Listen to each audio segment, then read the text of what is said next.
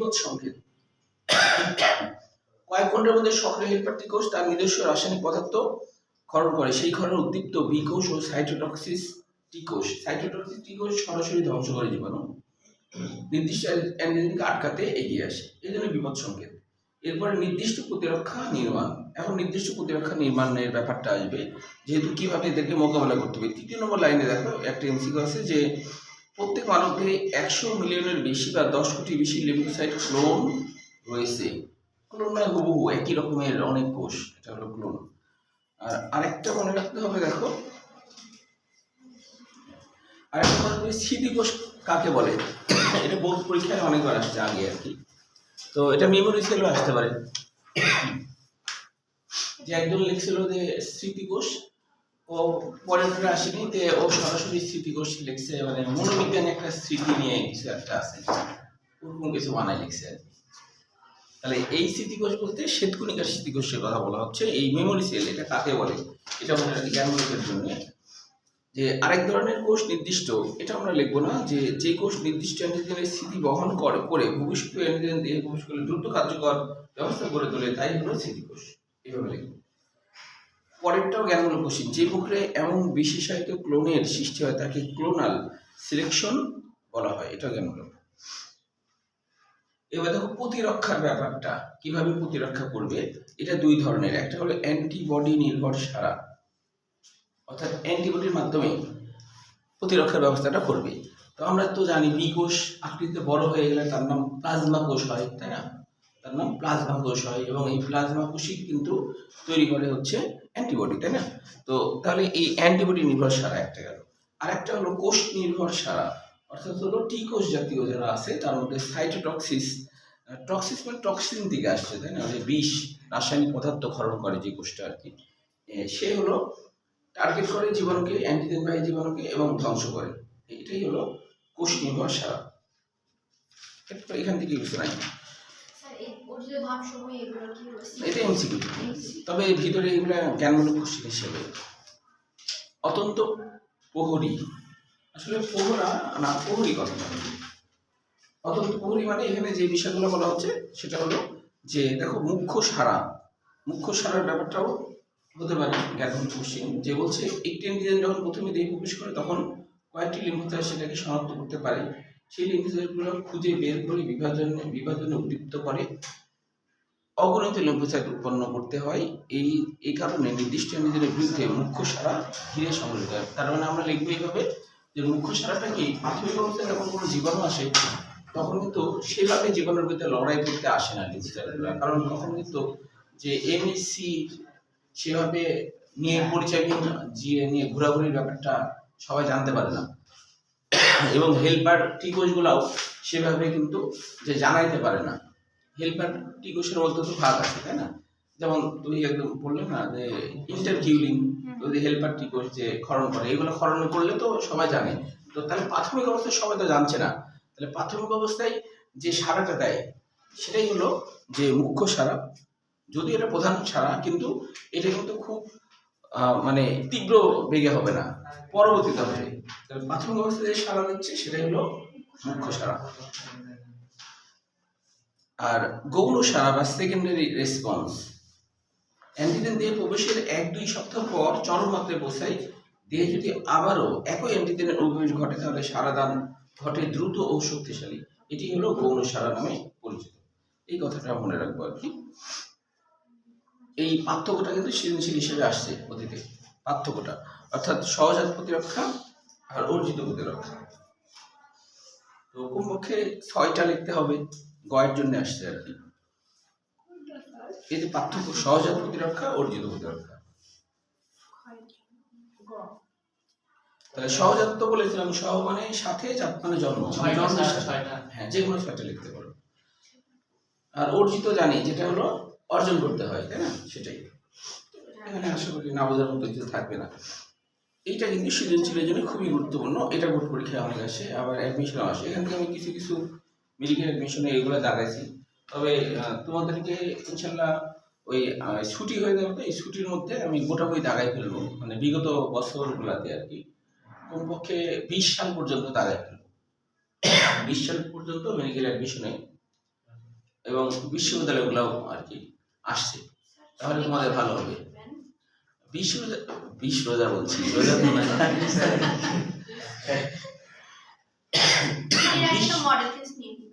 হ্যাঁ না, জানুয়ারিতে দিতে হবে, কারণ পরীক্ষা তো জানুয়ারিতে, এত আগে নিয়ে যেতে ভুলে যাওয়া। জানুয়ারি 11 তারিখে পরীক্ষা। তাহলে 5-6 তারিখে নিব, 5-6 বা না, তাহলে তো প্র্যাকটিসটা হবে। তুমি অন্য ছাত্রদের আগে করবা, ওটা একটা আমি ছুটির আগে বলে দেবো, তোমাদের সাথে ডিসকাস করে ডেট দেবো।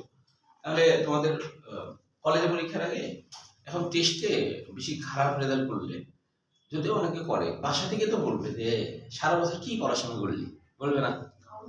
তাহলে তোমরা যদি একটু পরীক্ষাটা দাও, মডেল টেস্ট দাও, তাহলে তোমাদের প্র্যাকটিসটা একটু হলো। হ্যাঁ অবশ্যই, কিন্তু তারপরও অনেকে দেখা যায় খারাপ করে। এই খারাপ করার মেন কারণই কিন্তু এটা, যে পরীক্ষার আগ দিয়ে বাসায় পরীক্ষা দিচ্ছে না, আর একা একা তো এভাবে পরীক্ষা দেওয়া হয় না, তাই কি না? ওই জন্যে যে আর আমার যেহেতু ছুটি থাকবে, তো আমি মানে নতুন করে সুন্দর করে কোশ্চিনটাও করে ফেলবো, যেগুলো তোমাদের হচ্ছে বোর্ড পরীক্ষার আসার মতো যে কোশ্চিনগুলো, এরকমই কোশ্চিন করবো আর কি। টেস্ট পরীক্ষার কোশ্চিন আশা করি ওরকমই হয় সব কলেজগুলোতে মোটামুটি। তো তাহলে তোমাদের প্র্যাকটিসটা হলো, তাই কি না? এটা তোমাদের উপকার হবে, এবং এটা অলসতা করবে না, পরীক্ষাটা সবাই দিবা, কেউ অলসতা করে পরীক্ষা দিবা না, এরকমটা করো না। হ্যাঁ, একদিন ফার্স্ট পার্ট, একদিন সেকেন্ড পার্ট, এভাবে 2 দিন দিব। আর যারা হলো ফার্স্ট পার্ট একদিনই নাই, মানে শুধু সেকেন্ড পার্টই আছে, সে শুধু সেকেন্ড পার্ট নিতে সমস্যা নেই। ও তো যে কয় অধ্যায় আছে ওটা একটু আমাকে সিলেবাসটা দিয়ে দিবা ছুটির আগে। 20 পর্যন্ত, 20 তারিখ পর্যন্ত, 20 তো জানা, 20 তারিখ পর্যন্ত। 20 তারিখ থেকে ছুটি কি? হ্যাঁ 20 তারিখ পর্যন্ত। কতদিন পর্যন্ত ছুটি দিবে? ছুটি বলতে জানুয়ারি 1 তারিখ। স্যার এতদিন ছুটিতে কি করব? আচ্ছা, বাসায় একটু পড়াশোনা করবো। ও হ্যাঁ, এটা ঠিক আছে, ভালো আছে। বললে স্যারগুলো ছুটি দিলে না, সব স্যারই ছুটি দিবে, সব স্যারই ছুটি দিয়ে দিবে। মানে কারণ কি, অনেকের মেস বন্ধ হয়ে যাচ্ছে, তো ওই জন্য অনেকের মেস বন্ধ হয়ে যাচ্ছে, ওই কারণে সবাই ছুটি দিবে। ওই আসেনি এই কারণে আমি দাঁড়িয়েছিলাম, ফোন দিয়ে বলে 3:05 ফোন দিয়ে বলছি আমি আসবো, আমি হেঁটে আসলাম, গেটে উঠতাম। কেন? অসুস্থ। আমি তো অসুস্থ অবস্থা, আমি তোমাদের ছুটি দিইনি, আমি তাও তো ছুটির আগে এটা শেষ করলে ভালো লাগবে। 11 মানে 12 করে মানে ছুটির আগে শেষ করে দেওয়া দিব। আচ্ছা দেখো, তাহলে এবার এটা খুবই গুরুত্বপূর্ণ, বোর্ড পরীক্ষা আসে, অ্যাডমিশন আসে। তবে আর কি আমি মানে অনেকগুলো তো ধরো বলিনি, এখন সবগুলো করা হয়নি, ছুটির মধ্যে সব করে ফেলবো। গোটা বই বিগত সালে মেডিকেলে কোনটা আসছে, বিশ্ববিদ্যালয়ে কোনটা আসছে, সব করে দেবো তোমাদের এখন থেকেই। যখন রিভিশন শুরু হবে, তোমাদের এখন থেকে অ্যাডমিশনের ব্যাপারটাও ক্লিয়ার হয়ে যাবে। মানে অন্য বইগুলো থেকে যেগুলো আসছে সেগুলো আমি তোমাদের বই লেখায় নিব, তোমাদের বই থাকবে, বইয়ের আশপাশে লেখা নিবে। আচ্ছা দেখো, প্রতিরক্ষার ব্যবস্থায় অ্যান্টিবডির ভূমিকা। অ্যান্টিবডি কাকে বলে, এটা একটা জ্ঞানমূলক কোশ্চিন। দেহের প্রতিরক্ষা তন্ত্র থেকে উৎপন্ন এক ধরনের দ্রবণীয় গ্লাইকোপ্রোটিন, যা রোগ ব্যাধি সৃষ্টিকারী নির্দিষ্ট অ্যান্টিজেনকে ধ্বংস করে, তাকে অ্যান্টিবডি বলে। প্রত্যেকটি অ্যান্টিবডি হচ্ছে ইমিউনোগ্লোবিন জি নামে বিশেষ ধরনের একটি প্রোটিন। হ্যাঁ, ইমিউনো মানে তো প্রতিরক্ষা, তাই না? এটাই আর কি, গ্লোবিউলিন একটা প্রোটিন, এই জন্য জি কথাটা ব্যবহার হয়েছে। এখন দেখো, শ্বেতকণিকার অন্যতম প্রধান কণিকা লিম্ফোসাইট। লিম্ফোসাইট 2 ধরনের কোষ, একটা টি কোষ, একটা বি কোষ, এটা আগে জেনেছো। বি লিম্ফোসাইট কয়েক ধরনের উদাহরণে বিভক্ত হয়, তার একটি হচ্ছে প্লাজমা কোষ, সংক্ষেপে এদেরকে প্লাজমা বি কোষ বলে। এইটা কিন্তু আসছিল মেডিকেল অ্যাডমিশনে, এটা আমি দাঁড়াইছি আর কি মেডিকেল অ্যাডমিশনে, এটা যেহেতু বেশি আসে, 20 সালে আসছিল মেডিকেল অ্যাডমিশনে প্লাজমা কোষের কথা, মানে এইভাবে আসছিল। অ্যান্টিবডি তৈরি হয় কোথা থেকে, মানে অ্যান্টিবডি তৈরি হয় কোন কোষ থেকে, এভাবে আসছিল। উত্তর হলো প্লাজমা কোষ, উত্তর হলো প্লাজমা কোষ।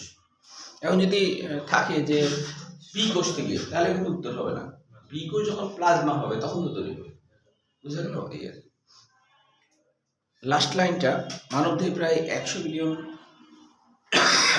অ্যান্টিবডি অ্যান্টিবডি উৎপন্ন হতে পারে। অ্যান্টিবডির যে গঠন এইটা সৃজনশীল, এটা এই ছবি সহ মনে রাখতে হবে। আমার সাথে এঁকে নাও, তাহলে একটু তোমাদের আঁকা হবে, আমার আঁকা তোমরা আঁকো একসাথে, তাহলে practice করে যাবে।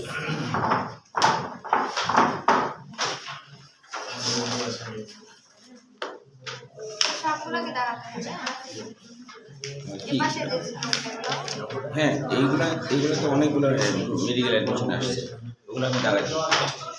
টেস্টে দেয় এগুলো, আইজি সেই হ্যাঁ, এটা প্রচুর আসে। দেখো এটা ব্লাড টেস্ট করতে গেলে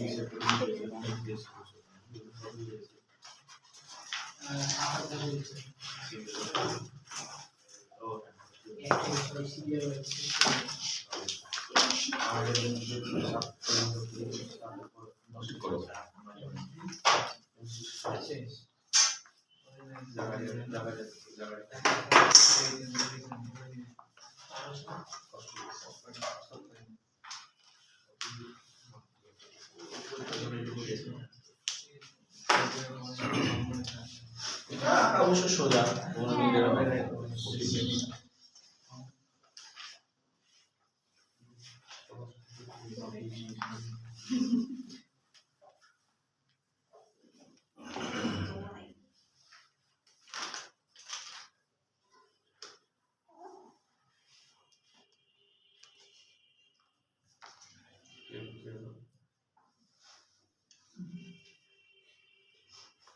মূল ইয়েটা আঁকা হয়ে গেছে, তুমি এটুকু আগে আঁকো, পরে চিহ্নিত করবো।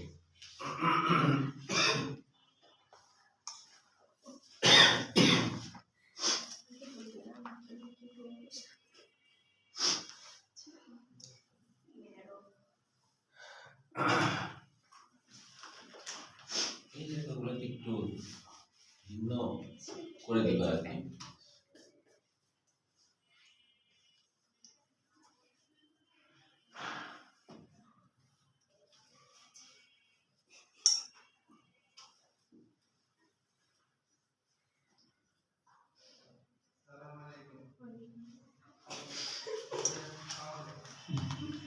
হ্যাঁ, ঠিক আছে। কি করবো?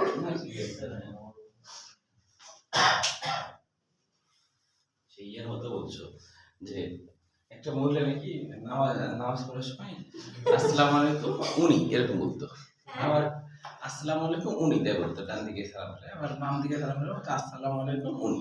এখন হচ্ছে যে সবাই বললো যে আপনি হচ্ছে আসসালামু আলাইকুম রহমতুল্লাহ, আসসালামু আলাইকুম বলবেন, তো আপনি হচ্ছে এটা বলেন না কেন আসসালামু আলাইকুম রহমতুল্লাহ, এটা বললেই তো হয়, উনি বলেন কেন? তো বলছে যে আসলে আমার ওই পরের নাম রহমতুল্লাহ, তো পরের নামটা আমি কি করে বলি, তো ওই কারণে উনি বলি।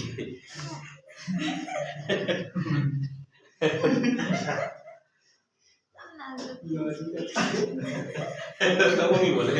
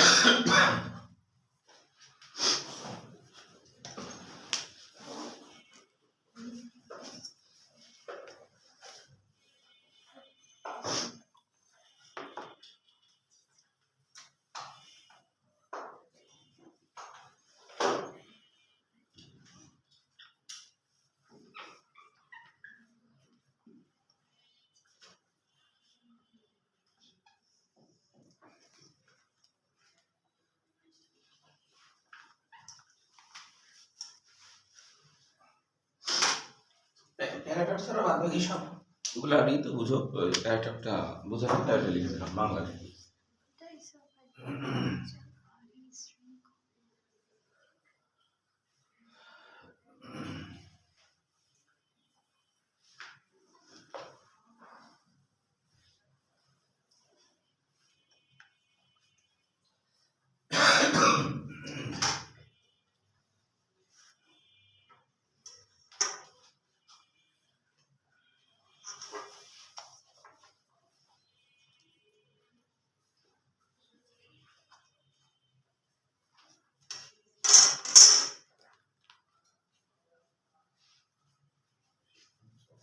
তবে তোমাদের অন্য প্রাইভেট যদি বেশি দিন চলে তাহলে বাইরে যেয়ে বেশি দিন চালাবো। হ্যাঁ, যদি অন্য প্রাইভেট 25 তারিখ পর্যন্ত চলে তাহলে 25 তারিখ পর্যন্ত চালাবো। হ্যাঁ,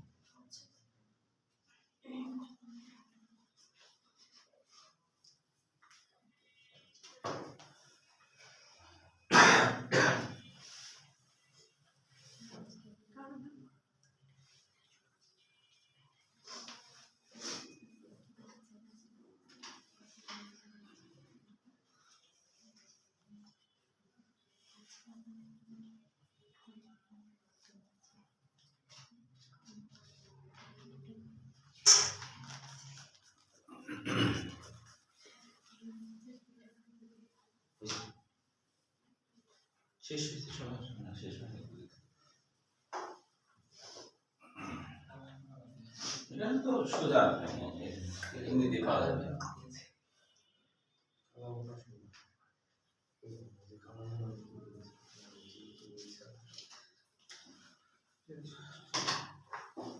তাহলে বিঘোষ রূপান্তরিত প্লাজমা কোষ তৈরি হয়, বিঘোষ রূপান্তরিত হয়ে প্লাজমা কোষ তৈরি হয়, বড় হয় সাইজে। আর প্লাজমা কোষ থেকে এই যে বের হচ্ছে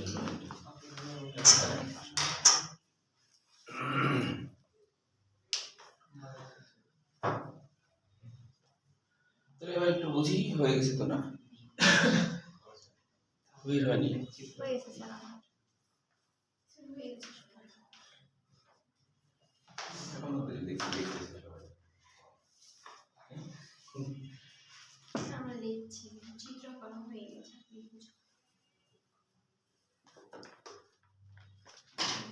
আচ্ছা, দেখো তাহলে এবার যে ছবিটাকে বুঝি তাহলে বর্ণনা এমনিতে পারা যাবে।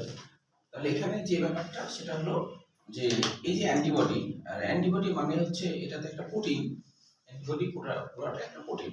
তো এই প্রোটিনে অ্যামাইনো অ্যাসিডের শৃঙ্খল দুই রকমের আছে। এক রকমের অ্যামাইনো অ্যাসিডের শৃঙ্খল আছে হচ্ছে যে বেশ বড়, তো বেশি অ্যামাইনো অ্যাসিড আছে। হ্যাঁ, 400-এরও বেশি অ্যামাইনো অ্যাসিড আছে। তো এটা হলো এই জন্যই বড়।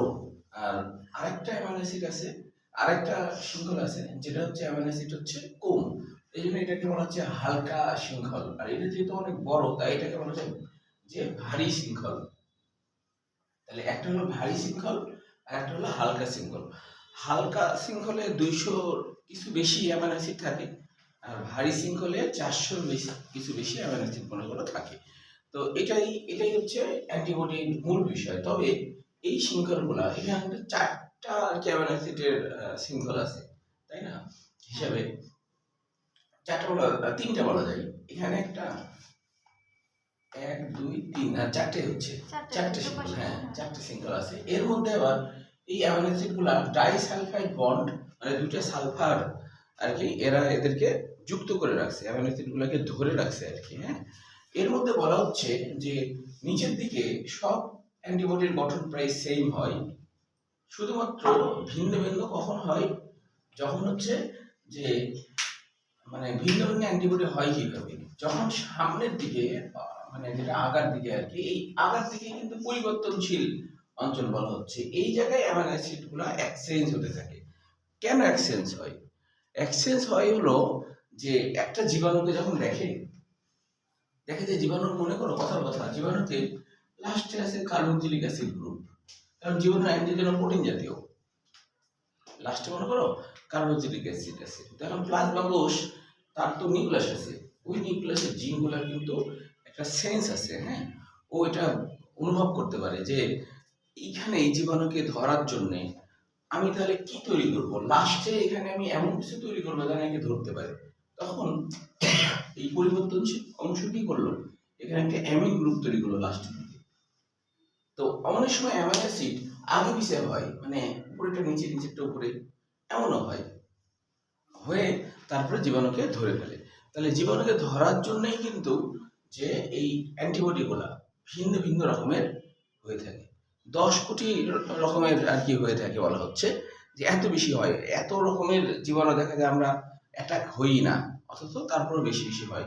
যদি হয়ও, যেমন ধরো বলা হচ্ছে যে আমাদের হচ্ছে যে করোনা যখন হচ্ছিল তখন অনেকে তো বেঁচেও যাচ্ছিল, তাই না? তার মানে কি, কেউ যদি তার শরীরে যদি অ্যান্টিবডি মানে শ্বেতকণিকা খুব ভালো ফাইট করতে পারে এবং তার অর্গানগুলো, যেমন ধরো ইয়াংরা কম মরতেছিল, শিশু আর হ্যাঁ, কারণ এদের কিন্তু শ্বেতকণিকা কম থাকে শরীরে, অনেক পুষ্টির ঘাটতি থাকে, এটা সেটা থাকে। কিন্তু ইয়াংরা কেন কম মরে, কারণ ওরা যদি একবার তোমার হচ্ছে আমাদের শরীরে কিন্তু যদি করোনা ভাইরাস ঢোকার পরে আমাদের শরীর কিন্তু এক সময় তৈরি করে ফেলবে অ্যান্টিবডি এবং করোনাকেও কিন্তু ধরে ফেলবে, ধ্বংস করবে। কিন্তু দেখা যায় যে ততদিন পর্যন্ত আমরা বাঁচতে পারি না, আর বাঁচতে পারি না বলেই আমরা মারা যাই। কিন্তু যদি আমরা বেঁচে থাকতাম তাহলে কিন্তু ঠিকই তৈরি হয়ে যেত। এরকম অনেক ভাইরাস ব্যাকটেরিয়া আমাদেরকে আক্রমণ করছে, কিন্তু এরকম অ্যান্টিবডি তৈরি করে ফেলছে আমাদের শরীর, বুঝতে পারছো?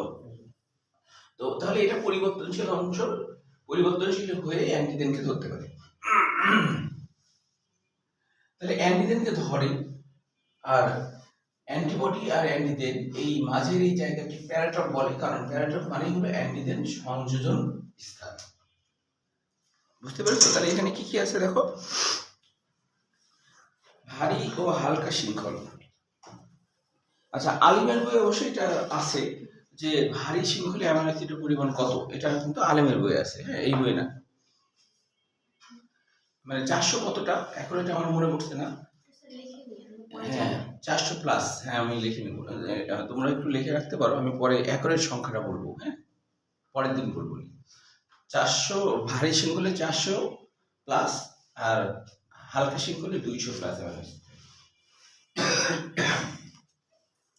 আচ্ছা, এখানে ভারী শৃঙ্খলের আণবিক ওজন যথাক্রমে, এটা মনে রাখবো। আর ডাইসালফাইডে 3 নম্বরে অ্যান্টিবডি গরম দেখতে ওয়াই আকৃতির মতো। এরপরে প্যারাগ্রাফ কাকে বলে?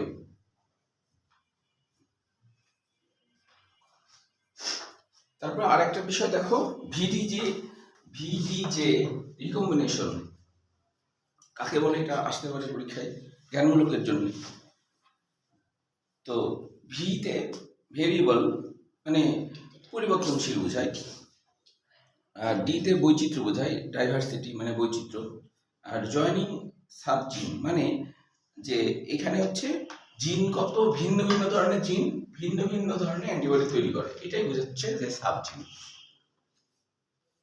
তারপরে বিজ্ঞানী ধারণা মানুষের দেহে প্রায় 10 কোটি ধরনের অ্যান্টিবডি, যেটা বললাম, উৎপন্ন হতে পারে। আমাদের যেগুলো 10 কোটি অ্যান্টিজেন দেহে প্রবেশ করবে বা করতে পারে তা অকল্পনীয়, মানে আমাদের জগৎ অবস্থায় এত ভ্যারাইটিস ধরনের জীবাণু হয়তো প্রবেশই করবে না, কল্পনার বাইরে, এত রকমের, মানে এত প্রকরণের আর কি, তাই বলছি, এত প্রকরণের যেটা বলছি। অ্যান্টিবডির প্রকারভেদ, এইটা হলো ভিভিআই দিতে হবে, বিশেষ করে মেডিকেল অ্যাডমিশনের জন্য। এখান থেকে কয়েকটা আমি দাগায় রাখছি কোনগুলো আসে। এর মধ্যে দেখো অ্যান্টিবডির প্রকারভেদের প্রথমে যে ভারী শৃঙ্খল মিলে মোট 5 রকমের আছে, ভারী শৃঙ্খল 5 ধরনের আছে, এটা আমরা মনে রাখবো, গামা, আলফা, হ্যাঁ মিউ, হ্যাঁ বিসন আর ডেল্টা, এই 5 ধরনের ভারী শৃঙ্খল নিয়ে অ্যান্টিবডি আর কি 5 শ্রেণীতে বিভক্ত। তো দেখো এখানে প্রথমে ইমিউনোগ্লোবিন জি, প্রতিরক্ষা প্রোটিন ইমিউনোগ্লোবিন জি। তো এটা মনে রাখবা যে পরীক্ষা এখানে অনেকভাবে কোশ্চেন হয়, যেমন ধরো হতে পারে সবথেকে বেশি পরিমাণ ইমিউনোগ্লোবিন থাকে নিউরনের কোনটিতে, তাহলে বলবো ইমিউনোগ্লোবিন জি, এটাকে মনে রাখবা। জিতে গট মানে কি, যে বলে না গডফাদার, এরকম বলে না, মানে ভিলেনদের যে ইয়ে হয়, মানে কি গডফাদার, মানে ও হলো সব জায়গায় মাস্তানি করতে যায়, হ্যাঁ এরকম আর কি, ও হলো গড। তো এরকম আর কি, এভাবে মনে রাখতে পারো যে সব থেকে বেশি থাকে 75%, এটা মনে রাখতে হবে। আর এরা থাকে কোথায়? এরা থাকে রক্ত, লসিকা, অন্ত্র ও টিস্যু থাকে। আরেকটা মনে রাখতে হবে লাস্টে, যে ইমিউনোগ্লোবিন জি একমাত্র অ্যান্টিবডি যা গর্ভ অবস্থায় অমর অতিক্রম করে মায়ের অর্জিত প্রতিরক্ষাকে ভ্রূণ দিয়ে বাহিত করে। আচ্ছা, এটা কিন্তু খুবই গুরুত্বপূর্ণ, মানে এটা হচ্ছে বলছে যে জি যেটা, তো মনে রাখতে হবে জিতে গর্ভাশয় হয় না, জিতে গর্ভাশয় হয়, জিতে গর্ভাশয় মনে রাখলে কিছুটা মনে রাখা যাবে। জিতে গর্ভাশয় মানে গর্ভ অবস্থায় আমাদের যে ফিটাস, মানুষ হওয়ার আগেই আর কি, যে মানুষের অভাব যখন, তখন থেকেই কিন্তু যে এই জিটা মনে রাখতে হলো আরেকভাবে, জিটা হলো গোস, যেটা কি যায়, জিতে গো, কোথায় গো করে? ওই ফিটাসে, মানে ভ্রূণে, মানে ভ্রূণে গো করে, জিতে গো, মানে মনে রাখবা জিটাই হলো গো করে কোথায়? ওই ভ্রূণের মধ্যে, মনে রাখার জন্য, মনে থাকবে এইভাবে মনে রাখতে পারো। জি মানে হলো চলে যাওয়া মা থেকে ভ্রূণ দিকে, এইভাবে মনে রাখতে যাবে, তাই না? এরপরে দেখো যে ইমিউনোগ্লোবিউলিন এ, ইমিউনোগ্লোবিন এ, এটা কিন্তু মেডিকেল অ্যাডমিশনে এখান থেকে কোশ্চিন আসছে বেশ কয়েকবার, যেমন দেখো 16 সাল, 21 সাল, 22 সাল, দেখো বরাবর আসছে, 21 সালে আসছে, আবার 22 সালে আসছে, তবে ভিন্নভাবে আসছে, মানে 21-22 ভিন্ন বৈশিষ্ট্য দিয়ে আসছে, আর ডেন্টালে 19 সালে আসছে এখান থেকে কোশ্চিন। তার কত বেশি গুরুত্বপূর্ণ, তাই না? তো এখানে মনে রাখতে পারো কিভাবে, এখানে মনে রাখতে পারো যে মনে রাখার জন্য বলছি, এতে আম্মা হয় না, এতে আম্মা হয়, তার মানে কি আম্মার দুধের মাধ্যমে আমাদের যদি অ্যান্টিবডি যায়, তাহলে এটা ইমিউনোগ্লোবিন এ, মানে আম্মার মাধ্যমে, আম্মার দুধের মাধ্যমে, এভাবে মনে রাখতে পারো। এটা কিন্তু ভ্রূণী অবস্থায় না, মানে আম্মা যখন দুধ দেয় আর কি, যখন দুধ দেয় তখন হচ্ছে এই অ্যান্টিবডি কি ওই শিশুতে চলে যাচ্ছে। প্রথমে যে দুধ দেয় সেটাকে শাল দুধ বলে, তো ওই কারণে একটু ঘুরিয়ে আসছিল এইভাবে, যে শাল দুধে কোন ইমিউনোগ্লোবিন থাকে, তাহলে মনে রাখতে হবে প্রাথমিক অবস্থায় কিন্তু এই দুধটা কিন্তু আসে এবং ওই সময় থাকে, ওই সময় দিয়ে দেয়, বুঝছো?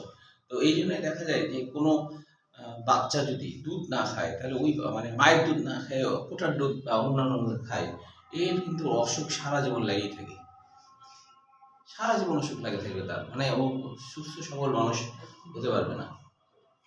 আগেকার সময় তো তোমার যদি এরকম হতো আর কি, যে ধরো মা মারা গেছে, তাহলে তো দুধ খেতে পারবে না, তখন ওকে অন্য জায়গায় মানে ইয়ে করা হতো, মানে অন্য যার ধরো অনেক সময় এমন হয় না যে ওর আবার বাচ্চা মারা গেছে, তখন এই ওকে ওখানে দিয়ে আসা হতো, তাহলে এইদিকে দুইজনে উপকৃত হতো, এটাকে দুধ মা বলে আর কি, হ্যাঁ, উভয় উপকৃত হচ্ছে, এরকম করতো। আগে তো বেশি মারা যেত, আগে হতো বেশি, মারা যেত বেশি, মানে যদি 10টা হতো তাহলে কমপক্ষে 3টা মারা যেত, আবার এর মধ্যে তিনটার মধ্যে 2টা দেখা যেত মা মারা যেত, মোটামুটি ব্যালেন্স হলো। তাহলে এইভাবে আর কি তখন এই কাজটা করা হতো।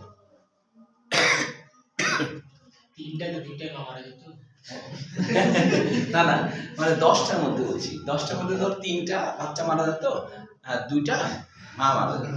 আসলে হচ্ছে যে যখন তোমার হচ্ছে শীতেরও মানুষ মারা যেতে পারে, কখন মারা যায় জানো? যদি কারো হার্টের সমস্যা থাকে, ডাক্তাররা ওই কারণে ইসিজি সব করে, যে কোনো অপারেশন করতে গেলে ডাক্তার প্রথমে কিন্তু ইসিজি করবে, লঞ্চ হয়ে নেবে। তোমার এমনকি সাধারণ কোনো অপারেশন, যেমন ধরো গল ব্লাডারের পাথর ইয়ে করবে, এটা খুব কঠিন না কিন্তু, হ্যাঁ তাও তোমার বংশই করবে, ওটাতেও মারা যায়। কেন মারা যায়? অনেক সময় যেটা হয় অজ্ঞান করে তো পারে না, ধরো অজ্ঞান করে ফেললো, অনেক সময় গোটায় অজ্ঞান করে না, ওইভাবে না, অ্যানেস্থেসিয়া ঠিক হয়েছে মনে করো, হ্যাঁ ঠিক হয়েছে, তারপর কিভাবে মারা যায় জানো? যখন ওই যে ও তো অজ্ঞান করে গেছে, ও তো টের পাচ্ছে না। কিন্তু যখন রক্ত বের হয়ে যাচ্ছে, ব্রেনের খবর চলে গেছে। ব্রেন চিন্তা করছে আমার শরীরে কে এত গুতাগুতি করছে আর কে এভাবে রক্ত বের করছে, যার জন্য হচ্ছে রক্ত সাপ্লাই আমার কম হয়ে যাচ্ছে, মানে তাৎক্ষণিক রক্ত অত তো আর সাপ্লাই দিতে পারছে না। তখন ব্রেন তখন চিন্তা করে আরে আমার শরীরে অর্গানকে তো রক্ত দিতে হবে, তখন ও হার্টকে নির্দেশ দেয়, হার্টকে নির্দেশ দেয় এই তুই জোরে জোরে পাম্প কর, রক্ত সব জায়গায় পাচ্ছে না, আমার তো খবর আসছে রক্ত যাচ্ছে না, তুই কোথায় অলস, তুই আস্তে আস্তে পাম্প করছিস, জোরে কর। তখন জোরে চালালো, তাও যদি রক্ত তো বের হতে থাকে, আরো জোরে কর। যখন আরো জোরে করে তখন যেটা হয় যে যদি তার হার্টে কোনো ধরো রক্তনালীতে যদি থেকে থাকে, চর্বি জমে থাকে হালকা পাতলাও, তাহলে ওই ঘপ ঘপ করে রক্ত যাওয়ার সময় হার্ট অ্যাটাক করে ফেলে, তখন মারা যায়। ডাক্তারদের তোমার হচ্ছে আমার স্টুডেন্টরা অনেকে সার্জারি করে, তো ওই ওদের কাছে শুনছি যে আমাদের একটা রোগী অপারেশন করতে গেলে কত দিকে খেয়াল রাখতে হয়, সারাক্ষণ তার হলো প্রেশার দেখা হয়, মেশিনের সাহায্যে তার হার্টবিট কোন গতিতে চলছে এটা দেখতে হয় সার্বক্ষণিক। স্যার তাহলে হচ্ছে ওকে যে অজ্ঞান করা হলো, তো ঠিকমতো অজ্ঞান তো ব্রেনে খবর তাহলে কেমনে গেল? না, ব্রেনে খবর তো যাবে, কারণ হচ্ছে ব্যথা না লাগার যে স্নায়ুর যে ব্যাপার স্যাপারগুলা, হ্যাঁ ওইটা তোমার অফ হয়ে আছে। হ্যাঁ অন্যান্য সবকিছু থাকবে, না তো রক্ত ওসব জায়গায় যাবে না, ওটা শুধু ব্যথার ইয়েটা অনুভূতি হলো। কিন্তু যখন এই সেলগুলা পাবে না, মানে রক্ত পাবে না, ব্রেনে খবর দিবে, ব্রেনের কাছে সিগন্যাল পাঠাবে। তাহলে তো সব অপারেশনের সময় এরকম হয়। হ্যাঁ সব অপারেশনে এরকম হয়, কিন্তু হলো যাদের হার্টের ভালো অবস্থা আছে তাদের কিছু হয় না, বুঝতে পারছো? হার্টে ভালো অবস্থা থাকলে জোরে পাম্প করতে ওর মধ্যে অপারেশন কমপ্লিট করে ফেললো, ঝামেলা শেষ। কিন্তু তারপরেও অনেক সময় এমনও হয় ডাক্তাররা যখন দেখছে যে হার্ট অ্যাটাকের অবস্থায় চলে যাচ্ছে, অপারেশন ক্লোজ করে ফেলে, অপারেশন ক্লোজ বলে যে অপারেশন সাকসেসফুল হয়নি, আবার পরে করতে হবে, এমন ঘটনা ঘটে। বুঝছো, মানে ডাক্তার ভয়ে হাত দেয় না, ইয়ে করা যাবে না। তো ওই তো আগেই শিখে গেল মনে করো, এখন ডাক্তার হলে এখন এইগুলো তখন ওই তুইকে দেখা যাচ্ছে যে অন্য ডাক্তাররা বলবে, অ্যাসিস্ট্যান্ট ডাক্তাররা বলবে যে তুই একটু বেশি ইচ্ছা, ডাক্তার ওকে বলছি, বলবে যে অন্য অ্যাসিস্ট্যান্ট বলবে যে ম্যাডাম রুগী হার্টের অবস্থা চলে যাচ্ছে, তখন তুই আমার কথা মনে হবে স্যার বলছিল, জি অবশ্যই মনে হয় স্যারের কথা বলেছিল, রুগী মারতে দেওয়া যাবে না, অপশন ক্লোজ, পরে দেখা যাবে। জি স্যার, তাই বলে রুগী মারি ফেলবো নাকি? তাহলে এর ব্যাপারটা আম্মা, এটা তো মনে রাখলাম। হ্যাঁ আরেকটা বিষয় মনে রাখবা যে এরা কিন্তু যেই সমস্ত জায়গায় নিউক্লিয়াস থাকে, হ্যাঁ সেই সমস্ত জায়গায় থেকে পাওয়া যায়। তো তাহলে নিউক্লিয়াস কোথায় কোথায় থাকে দেখো, শ্বসন তন্ত্রে থাকে না নিউক্লিয়াস, পরিপাক তন্ত্র নিউক্লিয়াস থাকে না, কিন্তু জননতন্ত্রেও কিন্তু নিউক্লিয়াস থাকে।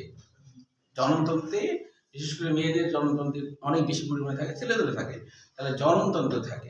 তাহলে দেখো এই যে এতে একটা বিষয় মনে রাখতে পারো, এর ক্ষেত্রে এ লেখার সময় আমরা ধরো এইভাবে এ লিখতেছি, মনে করো এ অর্গান লিখছি, ধরো এই এ হলো, হ্যাঁ তো এ মনে করো এটা হলো শ্বসনতন্ত্র মনে রাখলাম, তারপর এটা হলো জননতন্ত্র মনে রাখলাম, এটা মনে রাখলো রেচনতন্ত্র মনে রাখলাম, আর এটা হলো মাতৃদুগ্ধ মনে রাখলাম, আর এটা মিউকাস মনে রাখলাম। মানে 5টা জায়গায় আর কি এটা আছে আর কি, এটা মনে রাখার জন্য।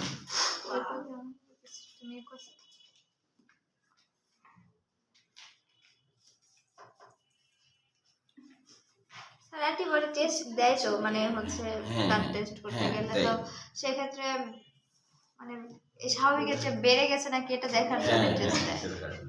যদি বেড়ে দেয় তাহলে বুঝে যে জীবাণু দ্বারা অ্যাটাক হয়েছে আর কি। দেখো এখানে কিন্তু 5টা কোণাতে 5টা হয়েছে, বুঝতে পেরেছো কিনা? মিলে যাবে কিন্তু। হ্যাঁ তাহলে এইভাবে মনে রাখো, এ হলো 5টা, এইভাবে মনে রাখতে পারো। আর এতে তো আম্মা হয়, এটা তো বললাম, এটা সহজে মনে রাখার জন্য, তাই না? এতে আম্মা, এখন আমার বাসায় পড়ার সময় যদি বলো এতে আম্মা বলে কি রে তুই ইন্টারমিডিয়েট পড়ে এতে আম্মা এটা বলছিস কেন, তাই না?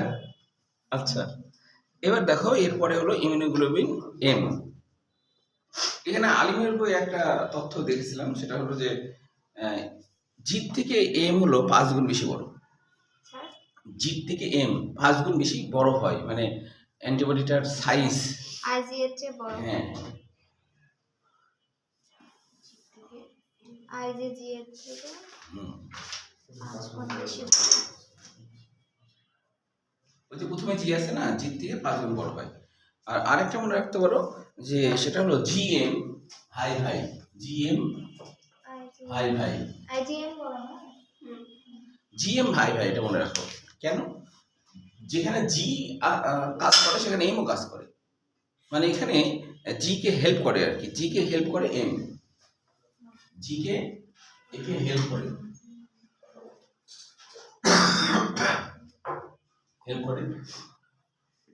এম।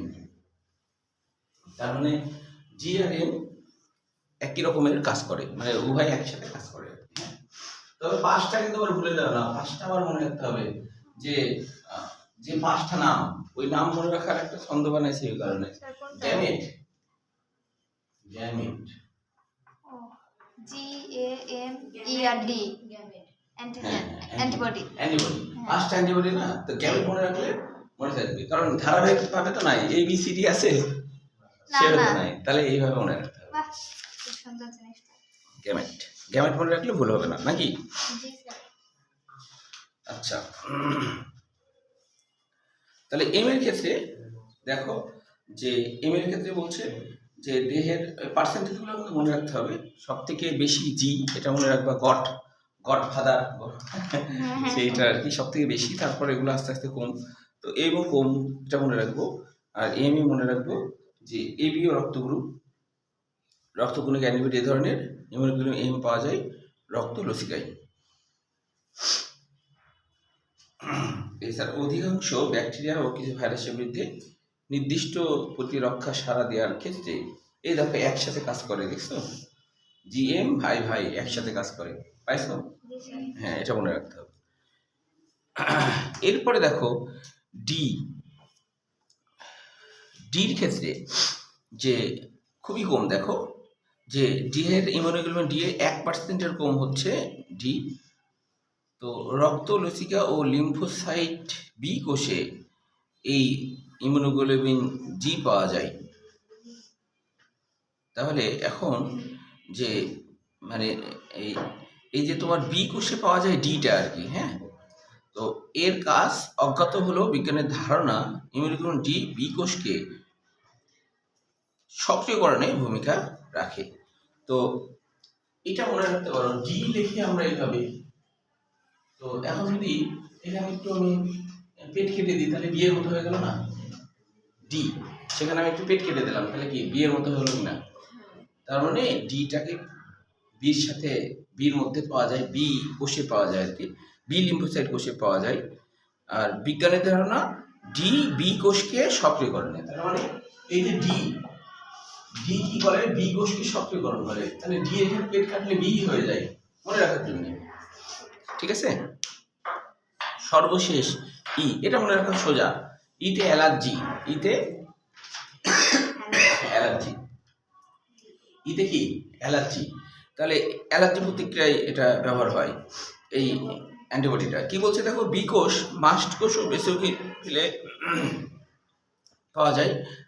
তাহলে আর আমরা জানি মাস্ট কোষ বেসোফিল, তো আসলে দুটো প্রায় সেম, খালি অবস্থা ভেদে নাম চেঞ্জ হয়েছে। বেসোফিল যখন রক্তে থাকে বেসোফিল, টিস্যুতে গেলে মাস্ট কোষ। তো তারা তো আমরা জানি হিস্টামিন ক্ষরণ করে না, হিস্টামিন ক্ষরণ করে। তাহলে হিস্টামিন কথাটা আসছে কিভাবে জানো? হিস্টাডিন থেকে। হিস্টাডিন অ্যামাইনো অ্যাসিড সমৃদ্ধ এরা বেশি, হিস্টাডিন অ্যামাইনো অ্যাসিড সমৃদ্ধ এরা বেশি, তাই এর নাম হয়েছে হিস্টামিন। তাহলে হিস্টামিন, হিস্টামিন ক্ষরণকে উদ্দীপ্ত করে প্রদাহ সারা সক্রিয় করে। বিভিন্ন অ্যালার্জিক সারা দানে সন্ধিবাত, এটাও এক ধরনের অ্যালার্জি। এই অ্যান্টিবডির ভূমিকা বেশ নেতিবাচক। নেতিবাচক মানে কি? যেটা সমস্যা তৈরি করে সেটা কি ইতিবাচক বলবো? সেটা তো নেতিবাচক বলবো। তাহলে পরীক্ষা এইভাবে আসতে পারে, নেতিবাচক প্রভাব ফেলে কোন আর কি কোন অ্যান্টিবডি? তাহলে বলবা ই, তাই না? ই যেহেতু ঝামেলাই করছে, নেতিবাচক প্রভাব ফেলছে, এই অ্যান্টিবডির ভূমিকা কি? নেতিবাচক, তাই না? এটা যদি আসে আমাদের ঝামেলা হবে, যদিও জীবন ধ্বংসের জন্য আসছে, কিন্তু আমরা ক্ষতিগ্রস্ত হব, আমাদের অনেক রকম সমস্যা তৈরি হবে, রক্তনালী প্রসারণ করবে। কেন করবে? যাতে করে অন্যান্য শীতকণিকা চলে আসে, সবাই যেন তাড়াতাড়ি আসতে পারে, এই জন্য তো রক্তনালী প্রসারণ করছে। তখন ওই জায়গাটা তাপ হবে, গরম হবে, তাই না? ফুলে উঠবে, লাল হবে। তো এটাই হলো ইনফেকশন বা ইনফ্লামেটরি বা প্রদাহ বলা হয় আর কি। হ্যাঁ, আচ্ছা, এবার দেখো যে অ্যান্টিবডির কার্য পদ্ধতি, এটাও এমসিকিউ হিসেবে, তবে এখানে কিছু জ্ঞানমূলক কোশ্চেন আছে। দেখো অ্যান্টিবডির কার্য পদ্ধতি, এর মধ্যে আমরা শেষের দিকে 3 নম্বর লাইন থেকে অ্যান্টিবডির কাজের পদ্ধতিকে 3টি প্রধান শ্রেণীভাবে ভাগ করা হয়। একটা হলো অ্যান্টিজেনের বিরুদ্ধে প্রত্যক্ষ আক্রমণ, কমপ্লিমেন্ট প্রোটিন সক্রিয়করণ, কমপ্লিমেন্ট তো বলেছি, মনে আছে? সংক্রমণের বিস্তার প্রতিরোধ।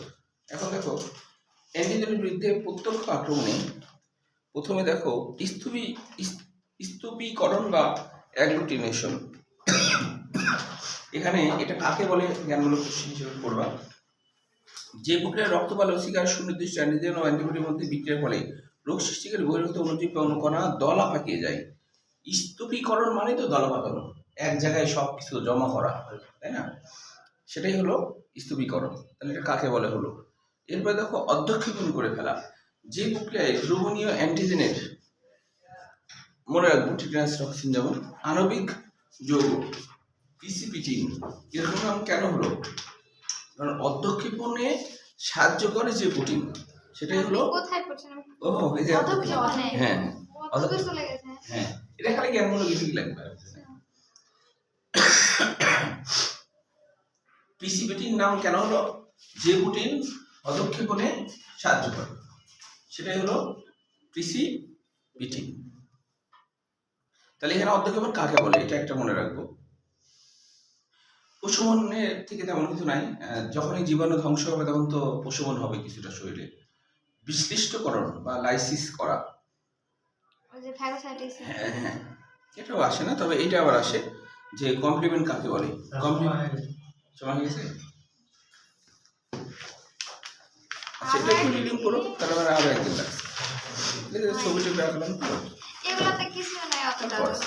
আচ্ছা ঠিক আছে, বৃহস্পতিবারে শেষ করে রবিবারে এমসিকিউ পরীক্ষা দেবে 110টা, তারপরে একদিন 2 দিন বিরতি দিয়ে সৃজনশীল আবার দেবে। মানে পরপর পরীক্ষা তো ভালো লাগবে না, তাই কিনা? এই এখন তো পরীক্ষা শেষ, এখন কিন্তু পরীক্ষা দিবা, এখন কেউ বাদ দিবা না। হ্যাঁ, কারণ এটা তেমন না যে এটা তোমাদের সিলেবাসে নাই, বোর্ড পরীক্ষাতে আছে।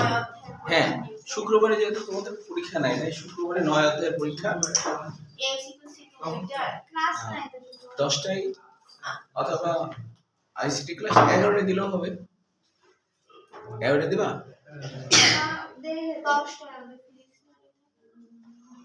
ও তাহলে 11টায় সবার মনে হয় সুবিধা। তাহলে 11টায় সবার হবে, 11টায় দাও। 11টা যদি 11:15 হয় সমস্যা নেই। আচ্ছা, এখন 9 অধ্যায়টা তোমরা ওইভাবে দিবা না হচ্ছে একবারে দিবা? যেমন আলাদাভাবে দিলে 110টা এমসিকিউ, তারপরে হচ্ছে করে দিই একসাথে। দুই সপ্তাহ লেগে যাবে। বলো তোমাদের যা ইচ্ছা। কিছু করবেন না, এটা শুধু তো অফিস করে নেন কি একসাথে না আলাদা আলাদা করে? আচ্ছা, তাহলে আলাদাই দাও। প্রথমে এমসিকিউ দিয়ে 110টা, আর রবিবারে হচ্ছে রবিবারে পরীক্ষা নিব ওই যে 10 অধ্যায়ের 110টা এমসিকিউ, ঠিক আছে? তারপরে 2 দিন বিরতি দিয়ে তারপরে হচ্ছে যে সৃজনশীল পরীক্ষা নেব। আর একটাই তো অধ্যায় আছে, মানে 12 অধ্যায় আমরা শুরু করব। 12 অধ্যায় বড় হলো এটা 3 ক্লাসে শেষ হয়ে যাওয়ার কথা। মুখস্থ বিষয় বেশি হয়। হ্যাঁ, মুখস্থ বিষয় বেশি। হ্যাঁ, ওই কিছুটা ফার্স্ট পার্টের 12 অধ্যায়ের মতো। দুই বই হচ্ছে দুইটা বিরক্তিকর অধ্যায় দিছে। ওই যে মৌমাছির এই শেষে আছে। বুঝার তো 20% আছে, 80%ই হলো রিডিং। হ্যাঁ।